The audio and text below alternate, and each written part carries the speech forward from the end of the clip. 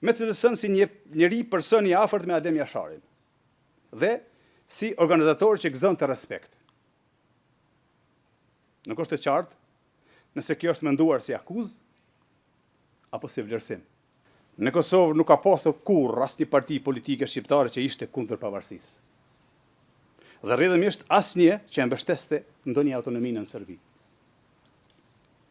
Të gjitha partitë politike shqiptare ishin për pavarësinë, ashtu siç ishte edhe vetë qëllimi i ushtrisë qëndrore të Kosovës.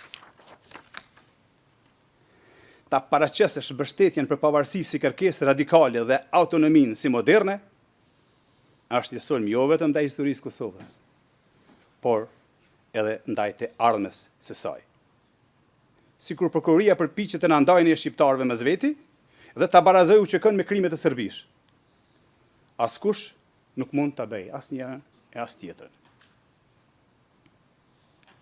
Lufta qërimtare nuk mund të barazohet me shtesin vrasës të Serbisë.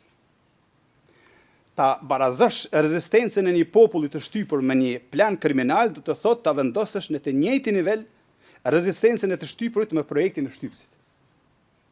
Ky barazim nuk është vetëm i pasakt, por thellësisht i padrejtë. Të përpiqesh të ndërhysh me qëllim në ndryshimin e fakteve historike përmes akuzave me pretendime të shtrëmbuara, është thjesht të përpiqesh ta rishkruash historinë. E historia e Kosovës nuk mund të rishkruhet, aq më tepër në një sallë gjyqi. Historinë e Kosovës e kanë shkruar me çmimin e sakrificës qytetarët e saj, luftëtarët e lirisë dhe dëshmorët e atë dheut. Kur Serbia dhe Miloševiqi vrisnin moshatarët e mi, helmonin nxënës dhe student, i largonin prindërit tanë nga puna, mbyllin shkolla e spitale, na ndiqnin për të na vrarë dhe zbatonin spastrim etnik e gjenocid, çfarë duhet bënim ne? Të mos reagonim? Serbia kur nuk fshehu qëllimin e saj ndaj shqiptarëve. Në këtë sallë gjyqi dëgjuam dëshminë e generalit Clark, i cili gjatë një takimi që kishte pasur me kasapën e Ballkanit, aja kishte deklaruar hapur qëllimet e tij për shqiptarët. Ne edhe gjithë opinioni që e përcillte atë dëshmi dëgjuam generalin e NATO-s, teksa tha, citoj: Miloševiqi më tha se e dim se si të sillemi me shqiptarët. Duhet vrarë të gjithë.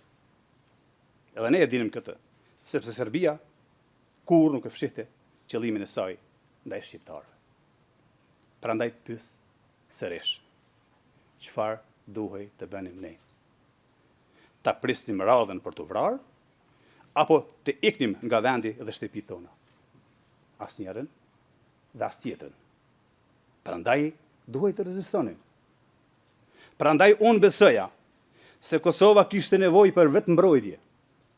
Kishte nevojë për njerëz të gatshëm ta jepnin edhe jetën për vendin e tyre. Kishte nevojë për dikë siç ishte Adem Jashari dhe ushtria shqiptare e Kosovës. Prandaj unë ju bashkova Adem Jasharit. Ushtria shqiptare e Kosovës nuk u krijuan nga dëshira, por nga nevoja. Ishte reagim ndaj dhunës sistematike dhe mohimit të dinjitetit. Nuk ishte aventurë, ishte mbijetesë. Të nderuar, unë isha pjesë e një ushtrie vullnetare, 100% vullnetare, e përbërë nga civil, mësues, student, bujq, punëtor, prindër, njerëz që u detyruan t'i marrin armet sepse nuk kishin rrugë tjetër. Në një pjesë të parashtrimeve të saj, prokuroria në mënyrë të çuditshme dhe në formë akuze, me cilësën si njëri person i afërt me Adem Jasharin dhe si organizator që gëzon të respekt. Nuk është e qartë nëse kjo është menduar si akuzë apo si vlerësim.